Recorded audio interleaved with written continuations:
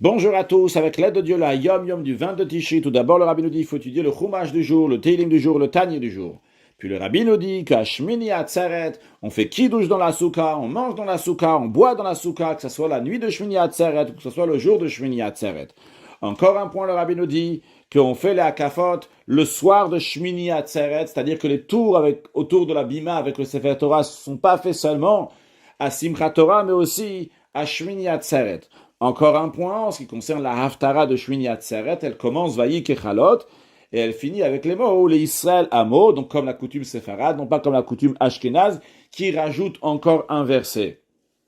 Encore une chose, le Rabbi parle donc de la coutume que nous avons de quitter la soukha à la fin de Shmini Atzeret. On va dans la soukha pour goûter quelque chose, pour quitter la soukha. C'est la dernière fois donc on va manger dans la soukha, Shmini Atzeret.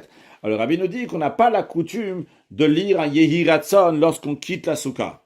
Après, le Rabbi nous ramène l'extrait d'un Mahamar du Rabbi précédent qui dit que Shmini Atzeret, qui est la dernière fête du mois de Tishri, et Rosh Hashanah, qui est la première fête du mois de Tishri, sont équivalents dans de nombreuses kavanot, nombreuses intentions mystiques, Yichudim Elyonim, des unifications qui se réalisent dans les mondes supérieurs, mais la différence, elle est qu'à Rosh Hashanah, il y a un mouvement d'élévation. On va du bas vers le haut. On est en train de commencer le travail. Et à Shmini Atzeret, il s'agit d'une révélation, du retour jusqu'à où on est arrivé très très haut. Et bien après ça, donc il faut faire redescendre et amener ça dans la vie de tous les jours. Et d'ailleurs, quand le rabbi précédent explique dans le Mahamar, donc il n'est pas ramené ici dans le Hayom Yom, que quand on peut voir dans les versets que nous lisons après les Hakafot, après chaque Hakafa, après chaque tour, on dit un verset. Le premier verset que nous disons, c'est qui a Marti Olam Chesed Ibane, on parle du Chesed de la bonté qui est première de cet attribut.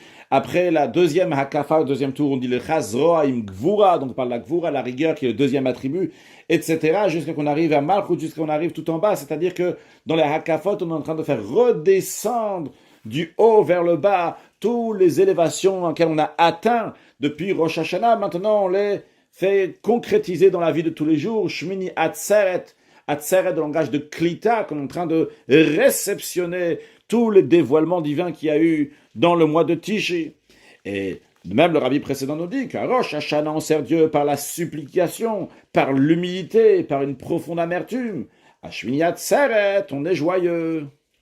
Chag Sameach et Mashiach now.